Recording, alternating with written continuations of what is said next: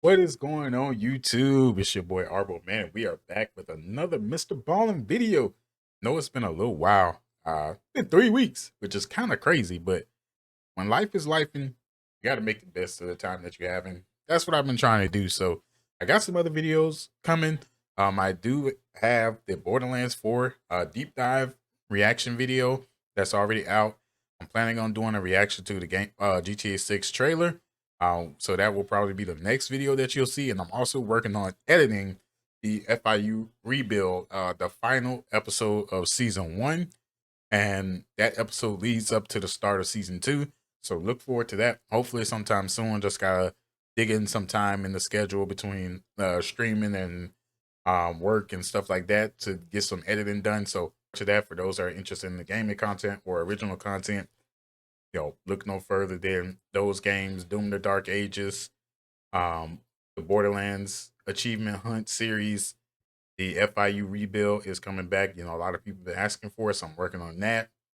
And the Only Musha 2 remaster again. I'll be streaming that on more than likely here on Twitch and as well as Twitch. So here on YouTube as well as Twitch. So today's video is called NASA Scientist Becomes a Believer After This Shocking Incident. Of course, coming before the video, so I'm not sure what this is about. I'm pretty sure this may be something extraterrestrial. So y'all know me, I love space. So I'm interested to see how this video comes out. So hopefully this is another banger from Mr.Ballen. He also hit 10 million subs. So congratulations to Mr.Ballen on 10 million subs.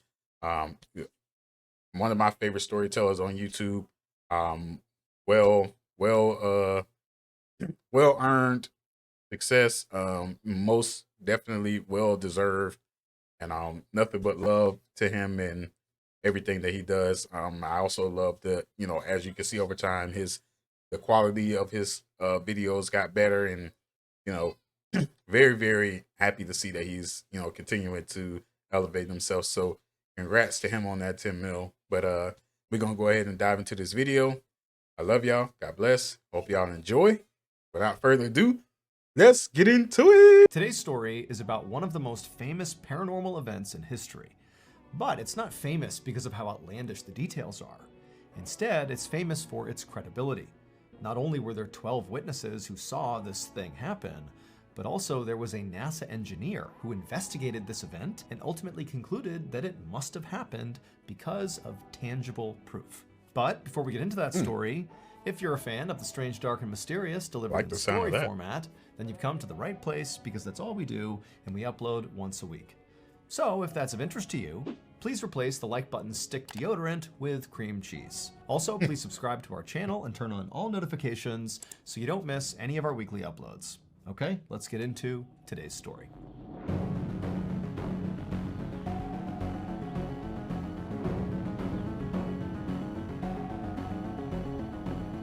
It hovers. It hovers. It moves.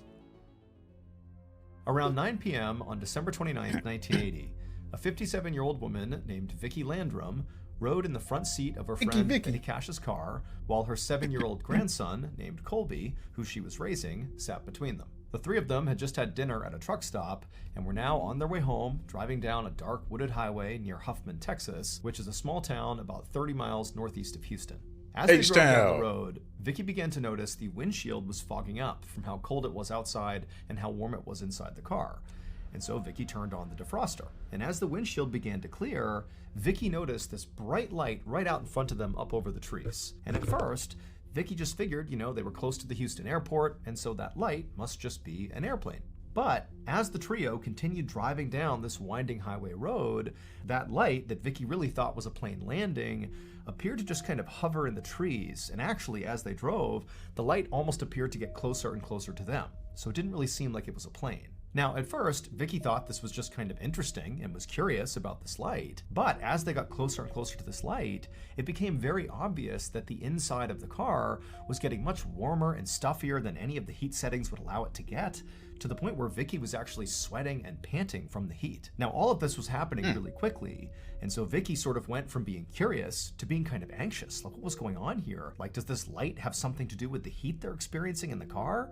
And then all of a sudden, the light that appeared to be sort of behind the trees suddenly came right out in front of the car, and Vicky screamed at Betty, "Stop!" And Becky jammed on the brakes, and they came to a stop, and blocking their path, maybe 100 feet in front of them, just hovering over the road, is this strange-looking aircraft aimed right at them. This craft was the strange light. For a moment, all three of them just stared in shock at this craft, like it was so unexpected and so unbelievable that this had happened. But then Vicky, who's sitting there still panting and sweating, she's looking out and she's realizing this craft she's looking at looks nothing like any other aircraft she had ever seen. The craft was a bit bigger than a car, it was diamond-shaped, and it was letting out these strange, loud roaring sounds, almost like an engine. It appeared to be glowing red hot, and periodically, with those loud roaring sounds it was making, fire would appear to shoot out the bottom of the craft, scorching the pavement right under it. And again, this strange craft is just hovering there, right over the ground, appeared... No pun intended. I just meant it sounds dope. Y'all get what I'm saying. To be aimed directly at Vicky, Betty, and Colby. Pretty quickly, Colby began to cry. He was scared. But Betty, the driver, she said she couldn't go anywhere. The road was too thin. She couldn't really turn around very easily, and she couldn't drive straight and go under the craft and risk being burned by the flames. And so they were just kind of trapped there. And so Vicky and Betty sort of looked at each other like, okay, we're gonna wait it out and hope this craft just eventually flies away. But after several minutes, and the craft still had not departed, it was still blocking their way and periodically spitting fire into the ground, Vicky and Betty are like, well, let's get out and see what's going on here. Let's investigate. Oh, hell no.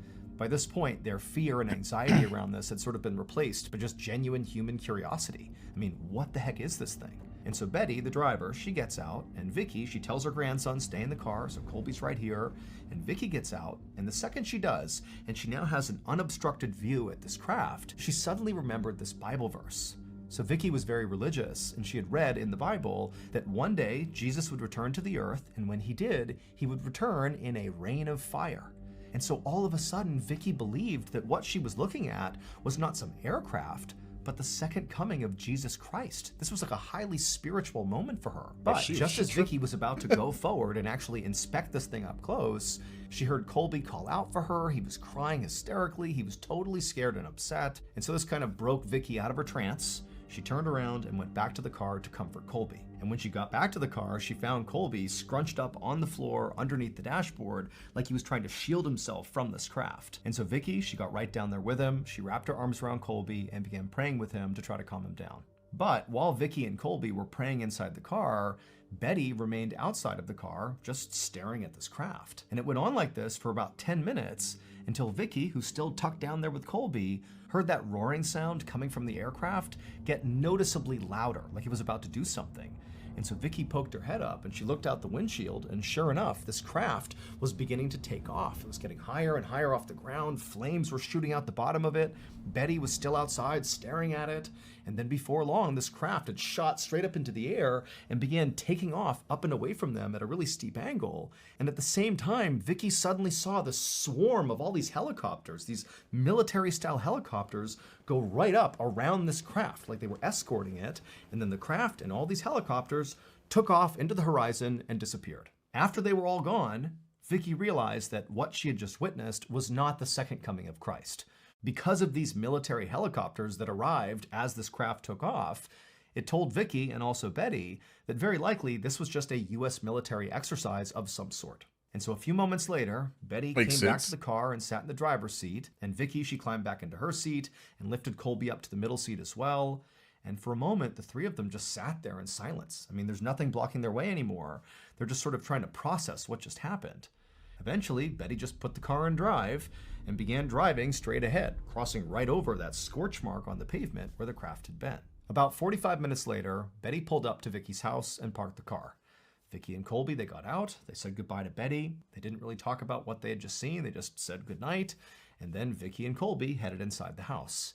And as much as both of them did have things to say about whatever it was they saw, they just continued not to talk about it. They both were just kind of eager to go to bed. Just However, don't know what to say. as Vicky was putting Colby to bed, he began to complain that his stomach hurt, and at the same time, Vicky began to realize that she also didn't feel very well. And shortly after that, both of them were vomiting in the bathroom, and this scared Vicky. She tried to tell herself that, maybe the reason they were sick is because they ate some bad food at that truck stop. But deep down, Vicky was very concerned that their nausea was somehow connected to that strange craft. And so it was a very long night, with Vicky and Colby being nauseous most of the time, but eventually they both did fall asleep. And then when Vicky got up the next morning, she still felt awful. And so Vicky, she rolled out of bed and made her way to the bathroom. And when she looked at herself in the mirror, she gasped. Her skin was bright red and blistered, like she had this horrible sunburn. At this point, she knew whatever was going on here, it had to do with that craft. She just knew it. And so Vicky instinctively rushed to Colby's room to check on him to see if his skin was all blistered and red. And she found he was still sleeping, but she could see his skin was red and blistered in some places, but not nearly as bad as Vicky's. And so Vicky, she began thinking about the night before, and she remembered she had gotten out of the car and gotten closer to the craft. So she was sort of more exposed to the craft, if you will, than Colby, who stayed in the car and tucked himself down underneath the dashboard the whole time. And so maybe Vicky's exposure to the craft was higher than Colby's, which is why she looked worse. But as Vicky was thinking this through, she remembered that Betty had actually stayed outside the car for 10-15 minutes, much longer than Vicky had, the whole time just staring directly at this craft. And so immediately Vicky was worried that, if this is what happened to me, I can only imagine what shape Betty is in. And so Vicky ran to the phone, she picked it up, and she dialed Betty's number, and she listened, and it just kept on ringing and ringing. Betty didn't answer. Now, at this point, Vicky was in a full-blown panic. Not only because she was worried about Betty, but also, she doesn't really know what's wrong with her or with Colby. She doesn't know if their sickness is going to get worse or better. Currently, she felt horrible. She was nauseous. Her skin seemed to be practically falling off. Colby was in less bad shape, but still not healthy. And also, Vicky didn't have the money to even go to the doctor to get looked at. And so as much as Vicky really wanted right now to just go check on Betty, go drive to her house and check on her, she couldn't. She needed to focus on herself and her grandson first and make sure they were okay before she did anything else. And so over the next few days, Vicky and Colby stayed home. They slowly regained their strength. And over those few days, Vicky actually would get Betty on the phone. And Betty would tell her that, yes, she's also dealing with similar symptoms, but she was okay, which was very reassuring to Vicky. However, Vicky also knew that Betty was not a complainer, and even if she did have horrendous symptoms, she was not the type of person who would necessarily tell Vicky. She would sort of tough it out. Finally, after 5 days, Vicky felt strong enough to go check on Betty in person. However, when she got to Betty's house and went inside, she called out for Betty, but there was no answer. The house was eerily quiet. And so Vicky began walking around Betty's house looking for Betty, and eventually, Vicky walked down a hallway and reached Betty's bedroom, and the door was shut. Vicky called out for Betty, but there was no answer from inside. And so feeling kind of scared at this point, Vicky reached down, she turned the handle and opened the door, and immediately she saw Betty on her bed. And Betty looked horrible. She was barely conscious. Her entire body was red and blistered and bleeding. There was vomit all over the bed sheets, and there were all these huge clumps of Betty's hair littering her pillow. And so Vicky was horrified. She rushed inside, she scooped her friend up, and between the two of them, they kind of hobbled out of the house. Vicky put Betty in her car, and they sped to the hospital. A few hours later, Vicky was waiting in the emergency room where Betty was being treated when Betty's doctor walked into the waiting room, at which point Vicky stood up and rushed over to him and said, "Hey, what's going on with Betty? What happened to her? What's going on?"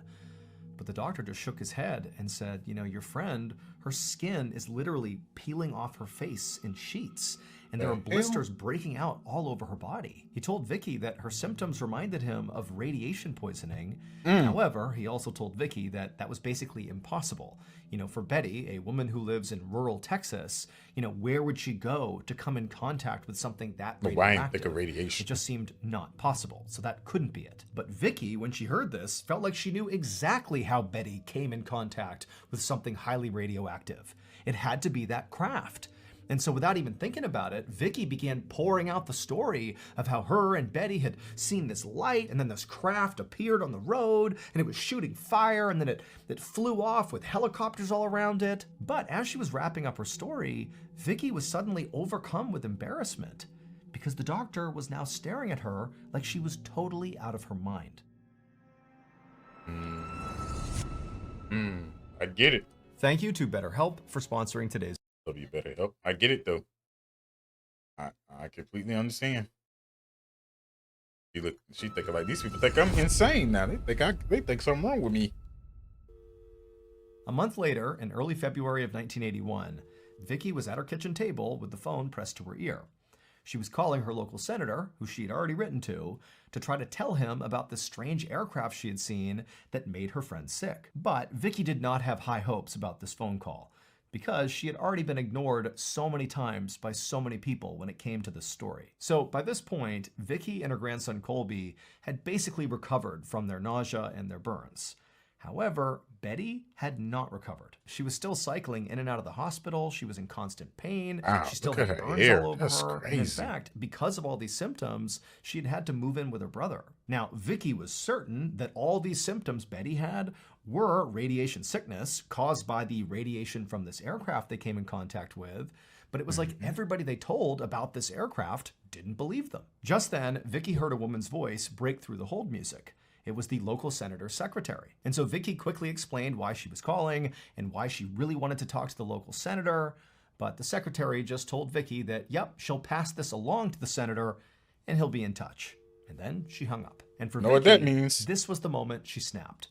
She felt like trying to navigate the proper channels to try to figure out what this aircraft was and what happened to Betty was not working, because clearly nobody was taking her seriously. And so Vicky slammed the phone down and just sat there frustrated, having no idea what to do. But as she sat there, Vicky remembered there was actually one place she had not called yet, specifically because she didn't want to call this place. It was a UFO research center. And Vicky hadn't called because she did not believe the craft she had seen was a UFO. She believed it was a military aircraft because she had seen the helicopters escorting it away, and that made the most sense. It had to be military. But if she called the UFO research center and people found out about that, it would make her look even crazier, because now she's claiming the craft was aliens or something. But now Vicky felt like she had run out of options. So Gotta she do what you picked gotta up the do. phone, grabbed the piece of paper with a number on it, and dialed. A couple days later, a scientist named John Schuessler drove down the winding wooded highway into Huffman, Texas. He was going to meet up with Vicky. John was an aerospace engineer for NASA. However, he also spent a lot of time investigating UFO sightings. Vicky's call to that UFO research center had created a lot of excitement in the UFO community, and the story had eventually found its way to John, who decided he would take on the case. Now, to be clear, John was not into researching UFO sightings in order to prove they really happened. Actually, it was sort of the opposite. He would look into reported UFO sightings in order to prove That they they were didn't. not UFOs. He would find Okay. a rational, scientific explanation that debunked the sighting. That's sort of what he did. And so with Vicky's case, that was his intention, to go to Huffman, Texas, talk to Vicky, and explain away with science and rationale what happened here. That this was not, aliens. This was something ordinary, like a government aircraft. And so John eventually got to Vicky's house, and he went inside and he chatted with Vicky, and she talked him through all the details of the story.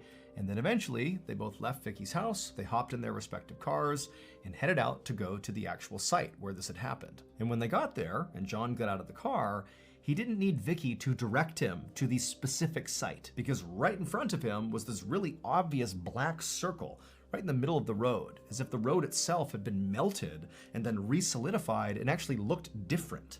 And Vicky said, that's where it was. That's where the craft was hovering. Those marks are from the craft. Now, this was great evidence that a craft really had been here, but John wanted more. He needed to figure out what kind of craft this really was.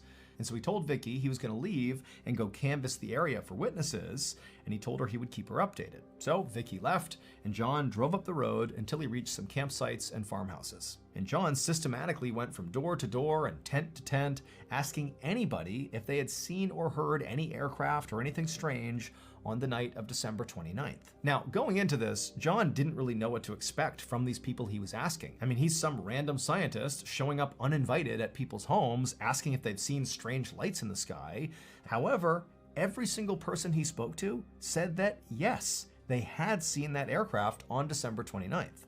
However, they were obviously just farther away than Vicky and Betty and Colby had been. So now, John felt like he had enough information to speak directly with military officials. However, when he contacted all the military bases in the area, all those officials he spoke to told him absolutely that on December 29th, there were 0 military operations happening.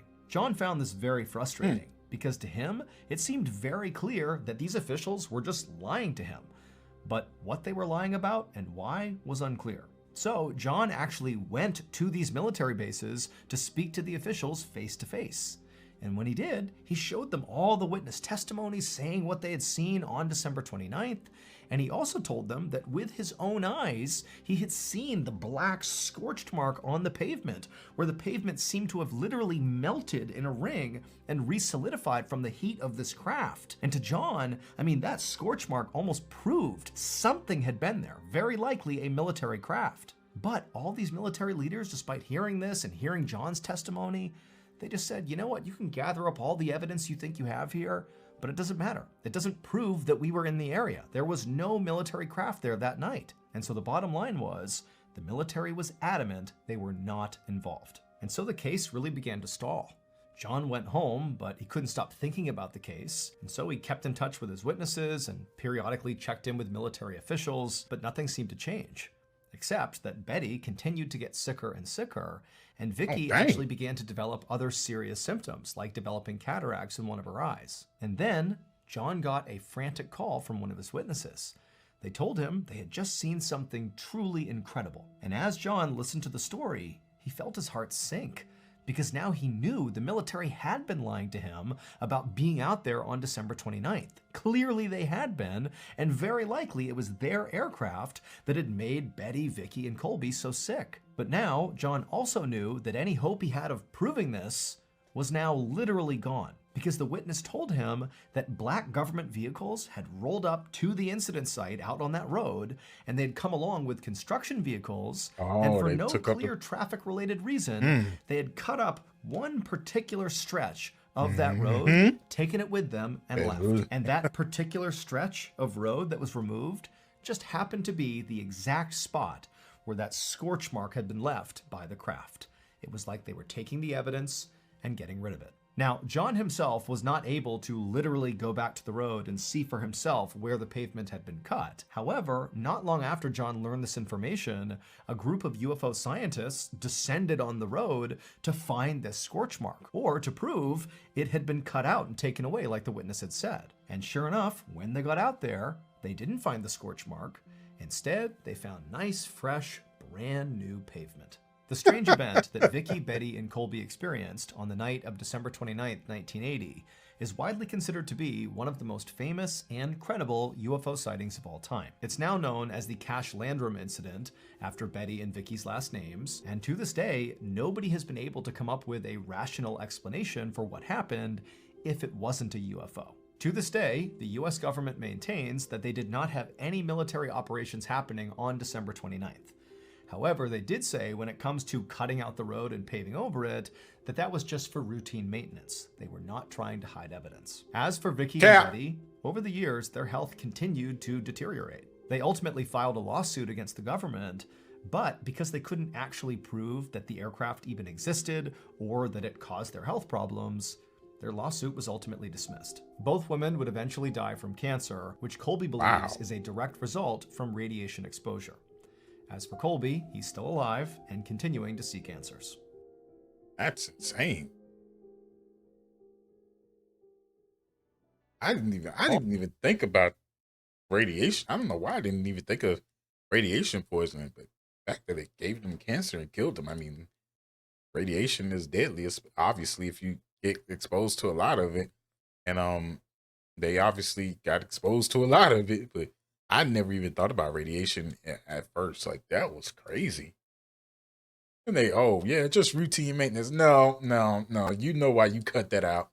You know why you cut that out. So my thing is, I wonder if they actually did see helicopters. I wonder if maybe if it was just a different sound or something, or I'm pretty sure they know what a helicopter looks like. So who knows? I mean, that's tough. And the fact that he's there to kind of try to disprove it, like he's not even there to, like, oh yeah, I believe you, yeah.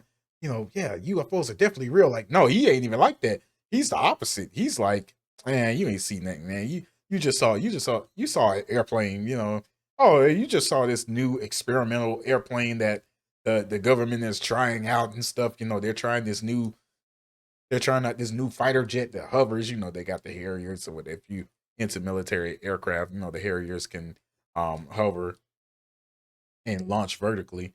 So you know they're like, yeah, you know maybe try. That's what his job is. He's not even there to kind of be like, yeah, you definitely saw a UFO. Yeah, let's go ahead and let's go look into it. Like, no, that's crazy to me.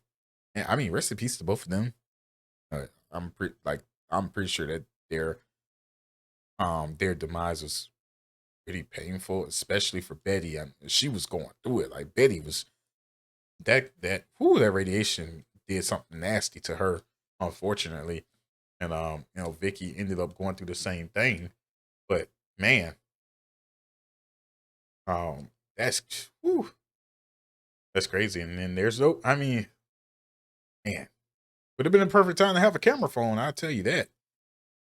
Yeah, the good. They probably would have swiped the picture though. I actually took a picture, and I know it's gonna sound crazy. I took a picture of the moon years ago. I mean, years ago. I mean, I was probably like 10, and I legit took a picture of the moon. And I know it's gonna sound crazy, but I'm not crazy. And I wish I could find the picture, but I can't. But in the moon, there was something that looked like a UFO on the side of the moon. Like the picture was like a very, it was just like, and it was a normal picture. Like it wasn't like I was outside trying to find something. I had got a digital camera for Christmas from my parents, and I was just bored. So I was just outside taking pictures of the moon, taking pictures of all kind of stuff, taking pictures of the trees, and I was just bored. And it was nighttime, so I was like, screw it, I'll just take a picture. And so I took a picture of the moon. I took like 3 or 4 pictures, and I went in the house. I plugged my computer up to I plugged my camera up to the computer, I should say, and you know, I just looked through all the pictures, and only one of the pictures. Now it was probably like 4 or 5 pictures of the moon that I had took. There's only one picture where it was there, and it was like, you know, I looked at, you know, I'm looking at the moon, looking at the picture of the moon, and you just see like a little dot, and I'm like, the heck is that? So I zoom in real close, as close as I could, like a real zoomed in image, and sure enough, there was something like on the edge of the, like in the lower part of the moon on that picture that like legit looked like a typical UFO. And it was one of the craziest things. I was like, holy crap, did I just take a picture of a UFO? And then shortly after that, that picture disappeared from my computer somehow. And I've never been able to find that picture again. I always wanted to find that picture.